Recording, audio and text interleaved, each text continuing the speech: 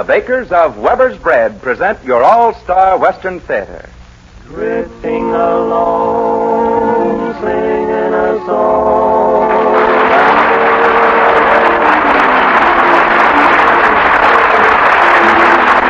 From Hollywood comes your all-star Western Theater, starring America's great Western singers, Foy Willing and the Riders of the Purple Sage. Our all-star Western Theater guest for today is the all-star Western family, Jennifer, Tim, and Jack Holt, appearing in a story of the West written especially for them. My name is Cottonseed Clark, and here are the Riders of the Purple Sage. Sioux City Sioux, Sioux City Sioux. Your hair is red, your eyes are blue. I'd swap my horse and dog for you. Sioux City Sioux, Sioux City Sioux. There ain't no gal as true as my sweet Sioux City Sioux. I drove a herd of cattle down from old Nebraska way. That's how I come to be in the state of Iowa. I met a gal in Iowa, her eyes were big and blue. I asked her what her name was, she said Sioux City Sioux. Sioux City Sioux, Sioux City Sioux. Your hair is red, your eyes are blue. I'd swap my horse and dog for you. Sioux City Sioux, Sioux City Sioux. There ain't no gal as true as my sweet Sioux City Sioux.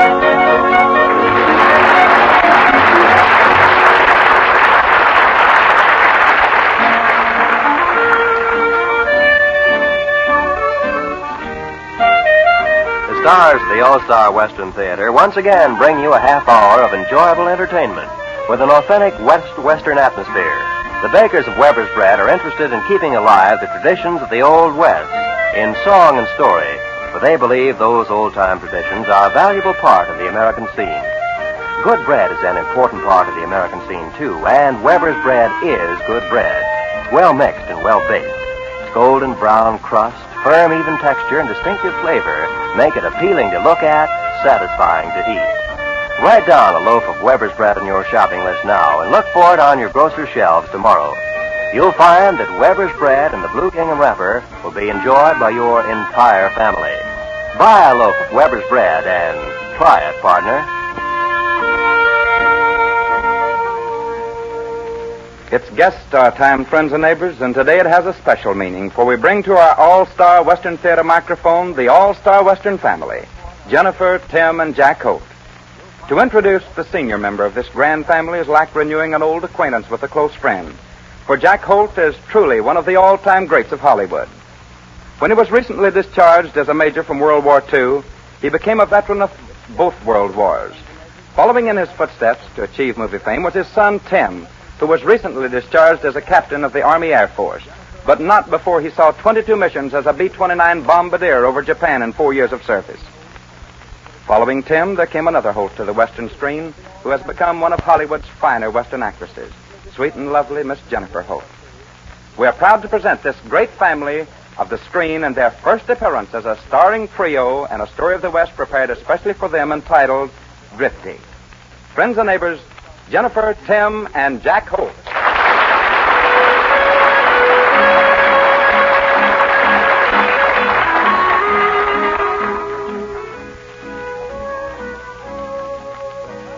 Well, my name, that's not important.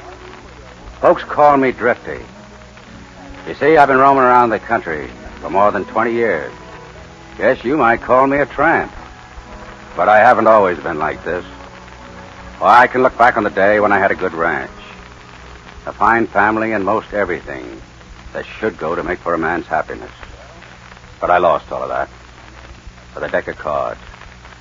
Like anyone else who was fool enough to stake their happiness against money in a card game, I lost. But, well, it didn't stop at that. I killed a man. And believe me, murder is something the law never forgets. But like I said, when a man stakes his happiness in a card game, and you know that you're being cheated to boot, well, things go haywire, and you just naturally do something that you shouldn't. I had to leave the country, my wife and my family. I became a hunted man. My wife died of a broken heart less than a year later. It was as if I had killed her myself. But tonight, for the first time in those 20 years, I did something that kind of atoned, I think, in a small way for the wrongs that I had done.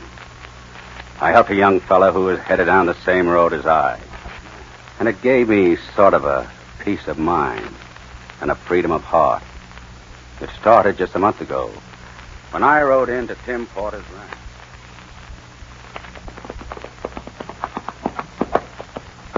Howdy, stranger. What can I do for you? You? You're Tim Porter, aren't you? That's right. I'm looking for a job, and I thought maybe I might find a place here. Well, I might be able to use you as a handyman about the place, but pay isn't much. Just as long as I get board and keep. I don't care about the pay. Well, I'll add $15 a month to that. Hey, what's your name? Well, they call me Drifty. All right, Drifty.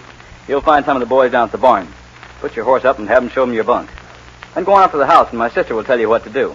Thanks. Thanks very much.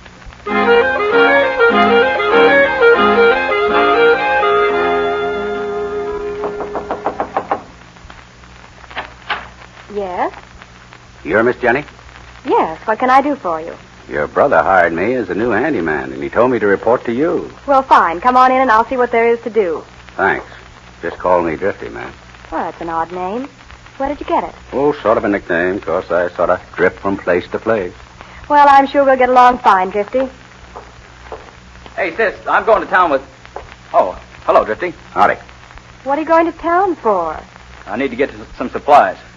I'll be in early. Promise you'll stay away from Kilday's place. You treat me like I'm a child. I'm old enough to know what I'm doing. Well, you can't get old enough to sit in a card game with a bunch of crooks.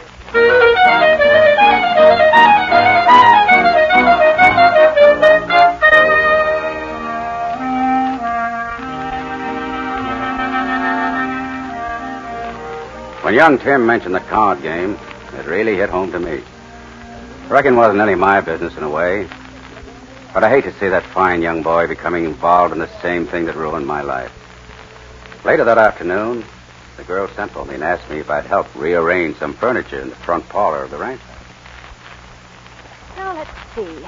I want to move that table to the center of the room. Then we'll be through. No sooner said than done, Miss Jenny. Oh, that's fine, Drifty. I have some coffee made. Will you have a cup with me? I sure would like it. Thank you. Come into the kitchen with me. I've been wanting to say something to you, Miss Jenny. What's that? You mentioned something about your brother playing cards tonight. Yes. I guess it's all right. But he's been playing with Ed Kilday's gang. Oh. By the way, do you and your brother operate this ranch yourself? Oh, yes. You see, our parents both died when we were very young. But, oh, Drifty, it's a long story. I'd like to hear it sometime. Now, watch this coffee. It's hot. Thank you, ma'am. By the way, if you'll drop in tomorrow night, I'd like you to meet the boy I'm going to marry. So you're going to marry? Well, just who is this lucky boy? He's the smartest, youngest, best-looking sheriff this county ever had. Oh.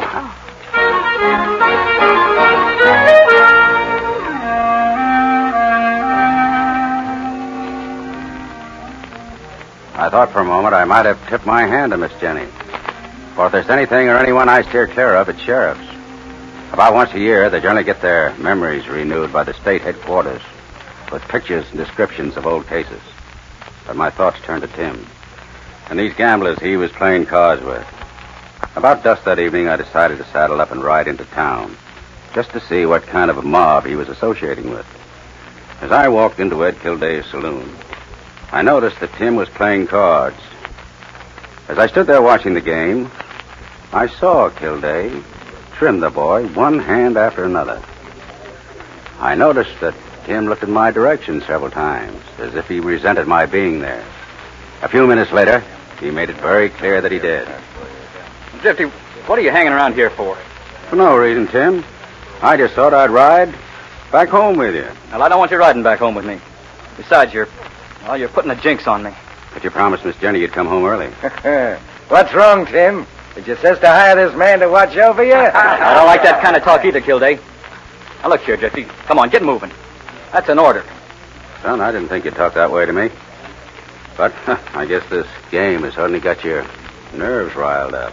Well, then maybe this will convince you that it's not. How do you like that? What do you say? Come on, Tim. Coming from you, Tim. I'm going to take that. But you're the first man that ever slapped me in the face and got away with it. Drifty, I didn't mean to do that. I guess I am on edge. I'm sorry. That's all right, son. Oh, there you are, Tim. I've been looking for you. Howdy, Jimmy. I was just leaving. I wonder if you'd tell Jenny I won't be able to see her tomorrow night. I got some business on hand. Sure, Jim. This is one of my new hands on the place. Drifty, this is Jim Waters. Yes, Sis told you about him. Yes, she did. You're the sheriff. That's right. Tim, I'll try to drop by tomorrow. Okay, Jimmy.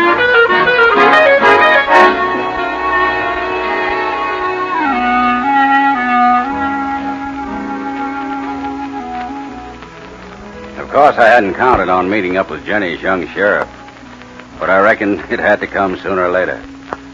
I hit it mighty well with those two kids, especially the girl.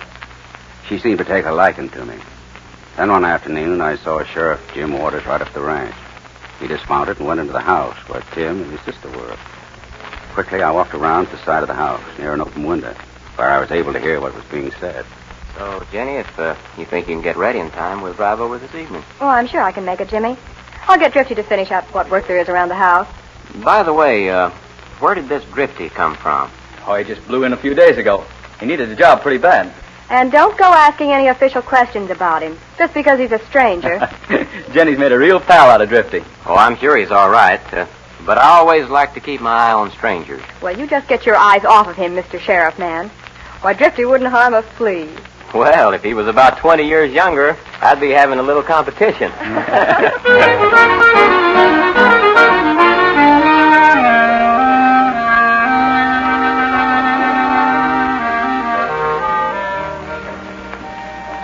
It made me mighty proud to hear those two kids and what they were saying about me. Well, a couple of weeks passed, and everything seemed to be running mighty smooth, except for one night when Tim went into town. I'd been in bed several hours when a knock on the bunkhouse door awakened me. Who is it? It's me, Jenny. Just a moment, Miss Jenny. Why, what's wrong? Oh, well, it's Tim. He hasn't come home yet. I'm worried about him, Drifty. It's past 4 o'clock. I didn't even know he went away from the house tonight. We went into town, but he promised to be in early. You're afraid that he might be gambling? Oh, I don't know what to think, Drifty. He's never done this before. Well, we won't be in doubt much longer. Here comes someone on the run. Oh, I hope it's him. That's who it is, all right. Who's on? Steady now. Tim, where have you been? I've been worried to death about you. Come into the house, Sis. I gotta have a talk with you. What's wrong, Tim? Nothing you'd be interested in, Drifty. Come on, Sis. What's wrong? I said come into the house. I wish I could be of some help, Tim. You can't this time, Drifty. Come on, Sis. I stood watching the two as they walked towards the house. I knew what was wrong. Kilday and his gang had given Tim the works. Quickly, I slipped around to the side of the house where I'd eavesdropped before. I soon learned that my hunch was right. Tell me. What is it? What's happened? Sis, I've done it. I've ruined everything. You've been gambling. I've lost everything we have. Everything. Tim. Well, you couldn't have. I wrote a check for the amount of money we had in the bank, and then I put a mortgage on the place. Oh, no. Oh, Sis, I don't know what happened. I just kept getting in deeper and deeper and just trying to get out of the hole, that's all. I knew this would happen. Tim, what are we going to do? I got 48 hours to raise the money. How much is it? $5,000. We haven't a chance in the world to raise that much money. How much money do we have in the house? Less than $500. And that's for the payroll due Saturday. Where is it? Oh, it's locked in the top drawer of your desk.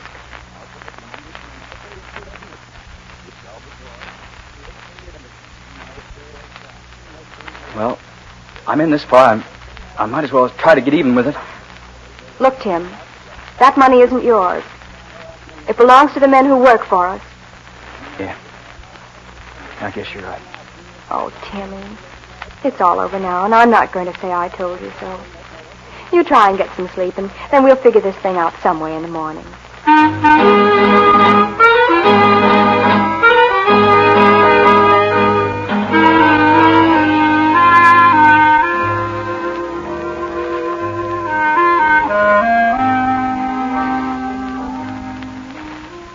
Well, as I stood outside that window and listened to those two kids talk, my heart bled for them. You've got to beat a crook at his own game. The next day, Tim and Jenny had a long conference together. Then they saddled their horses and rode away. One of the hands told me that they'd gone to Charlie Raymond, a wealthy neighboring rancher, on some business.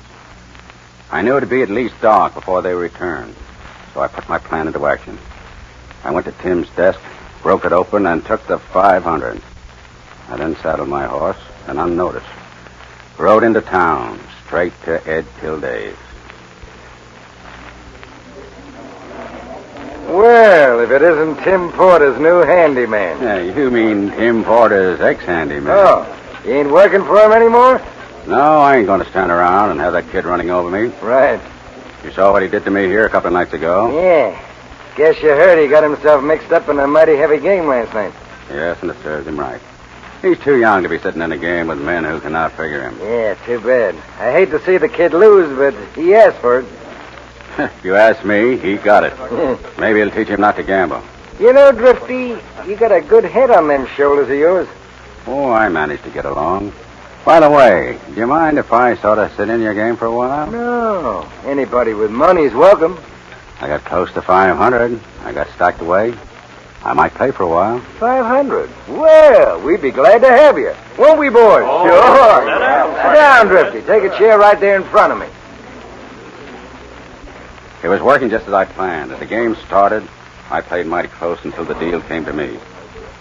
That when I worked in the house, then I went to work on the house and on Kilday and his henchmen. It had been years, but I could handle these cards with perfect control. I would give this crook a taste of his own medicine. As the game progressed, I slowly built my stack of chips, higher and higher. I could sense that Kilday was getting nervous. My luck was amazing, he remarked several times. Luck? Why, I knew every card in every man's hand each time I dealt it. Then my thoughts returned to Tim and Jenny. And it points to only one person, sis. Drifty took that payroll money and cleared out with it. But, Tim, I know he wouldn't do such a thing. Well, like I said, Tim, I saw him go in the house, and a few minutes later he saddled up and rode toward town. Jim Waters has been suspicious of Drifty for quite a while now. I'm going to town to look for him. Tim, I promise you won't do anything until you know he's guilty. All right, sis. We're in enough trouble ourselves. Now we've been robbed by a man we trust.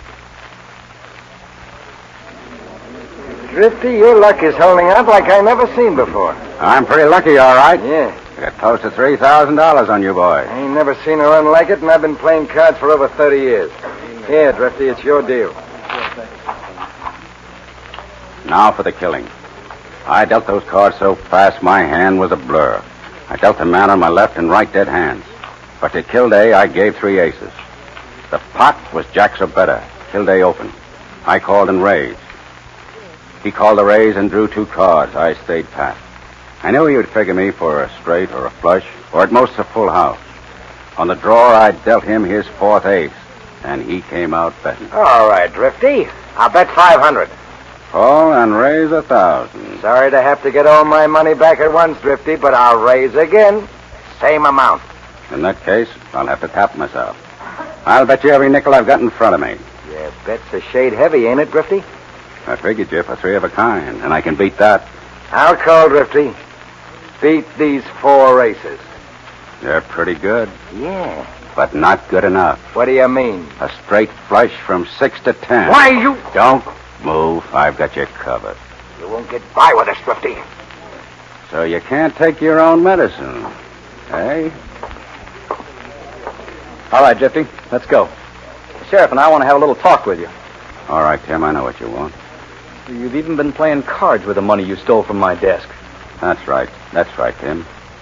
And with the same man that you played with. What's that got to do with it? Just this. Kilday, here's the cash, 5,000.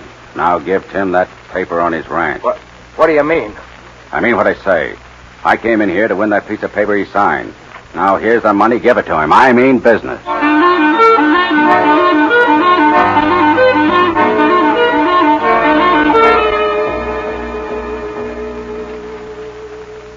Oh, Drifty, I knew you'd come through. I wouldn't do anything but help you kids for anything in the world. Well, Drifty, you sure saved my neck. And believe me, I've learned a lesson. You couldn't get me in another card game for anything in the world. I'm glad to hear that, son. Mighty glad, believe me. Gambling can ruin a man's life, and I ought to know. Oh, what do you mean by that, Drifty? Oh, nothing.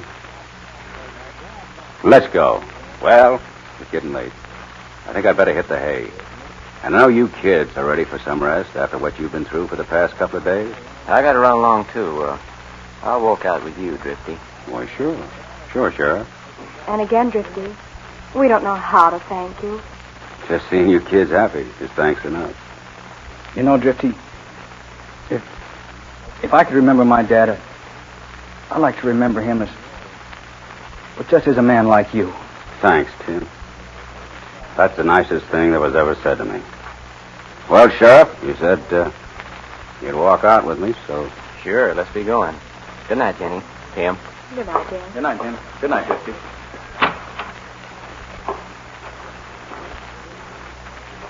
Well, Drifty, what are your plans? What do you mean, Sheriff? I'll not beat around the bush about it, Drifty. You've done a great thing for those two kids. And because of Jenny, I appreciate it. But, well... You know about me, don't you, Sheriff? I'm sorry, Drifty, but I do. It would never do for those kids to find out, would it? Drifty, regardless of what you've done in the past, I figure you've made amends for it all. If I took you in, my conscience would never be free again. If the law has to get you, then I don't want to be the man who does it. What are you getting at?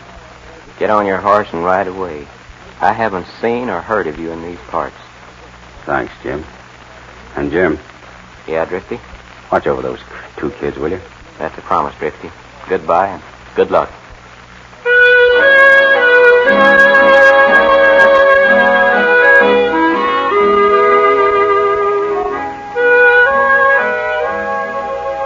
Well, I reckon I'll move on to some other part of the country.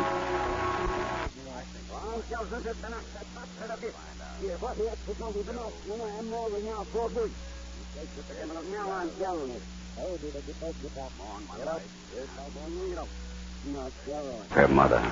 God rest her. You see, Jenny's my daughter, and Tim is my son.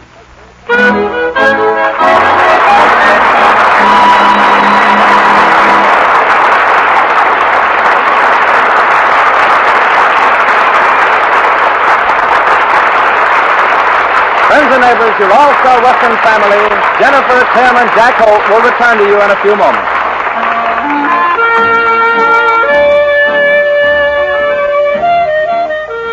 Cowpunchers who worked the great cattle spreads were saddle toughened, accustomed to hardship, and used to being alone a great deal of the time.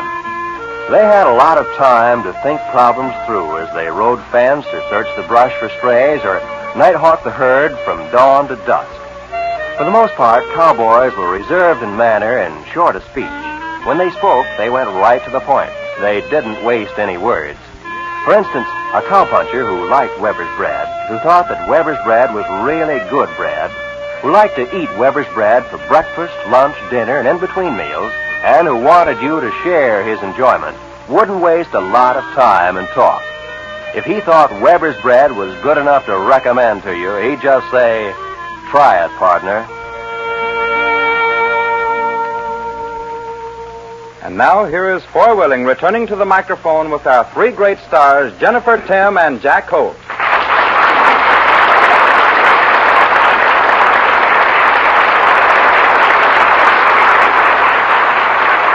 You know, we have so many stars on hand today, I hardly know where to begin. Of course, naturally, I prefer Miss Jennifer. Well, Dad generally does the talking for the family, Foy. How about taking him on? Just a minute, will you? I think I've done enough talking for the last 20 minutes. Well, if they don't get around to it, I will. I think it was wonderful being here today on your All-Star Western Theater, and especially being with Dad and Tim. Well, that goes for me, too. And I would like to say, this being one of my very rare radio appearances, that it was a real thrill to work with my two kids. Ladies and gentlemen, it was very nice being with you, and I hope that I will have the privilege real soon again.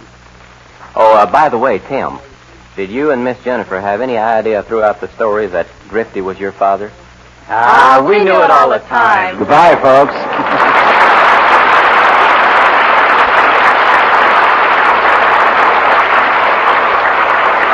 goodbye to Hollywood's great and grand families, the Hopes.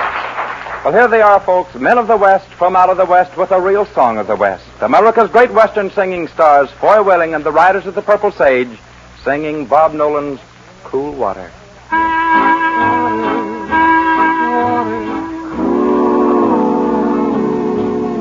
All day I faced a barren way without the taste of water. Cool water. Old Ann and I, with throats burned dry and souls that cry for water. Cool water, clear water, water. Keep her moving, Dan, don't you listen to him, Dan. He's a devil, not a man, and he spreads the burning sand with water. Then can you see that big green tree where the water's running free and it's waiting there for you and me? The nights are cool and I'm a fool, each star's a pool of water. Cool water. But with the dawn I'll wake and yawn and carry on to water. Cool water, clear water, water.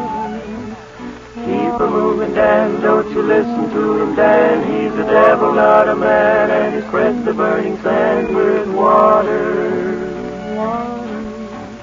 Then can you see that big green tree where the water's running free and it's waiting there for you and me? Cool, clear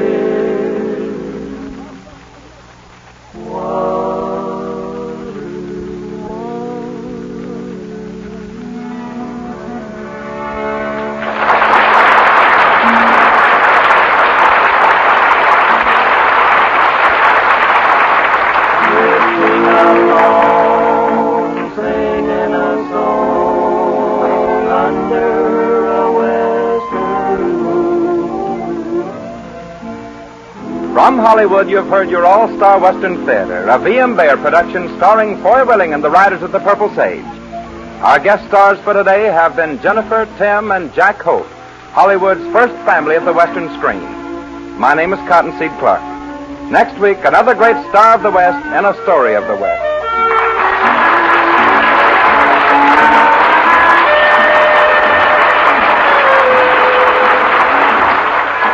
Program came to you from the studios of KNX, Columbia Square. KNX Los Angeles, Columbia Station for Southern California. Stay tuned for the Jack Kirkwood Show after this brief transcription.